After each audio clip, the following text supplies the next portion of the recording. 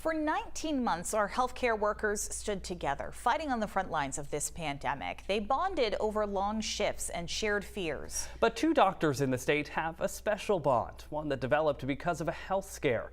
As News Center Maine's Roslyn Flaherty reports, they now have an important message. The most I thought I was going to run into Amanda is that maybe we'd run a 5K together.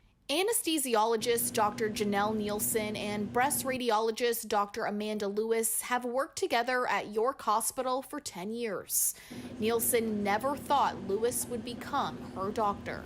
It's not a role I want to have. I don't want to be my friend's physician. At age 40, Nielsen was supposed to get a mammogram. She says she put it off.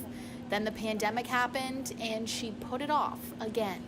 Took my referral, and I feel like I was like any other woman, kind of folded it up and thought, oh sure, I'll get that done, and put it in my mom purse. There's no family history, and you always think it's not going to happen to you. In December of 2020, Nielsen finally went to get a mammogram. Lewis was her radiologist. On both breasts, they found areas of concern that needed to be biopsied. Dr. Lewis said, no matter what, I'm going to call you. On Christmas Eve, Nielsen got that dreaded phone call. She was diagnosed with breast cancer at 41 years old. I went into this all very naive. Nielsen had a double mastectomy and 6 rounds of chemotherapy. I kind of trusted Dr. Lewis for kind of guidance. It's surprising, of course. You know, Janelle she's a young female, she's healthy. They are both pushing women to get a mammogram starting at 40 years old. Women who are at age 35 to 39 versus women at age 40 to 44.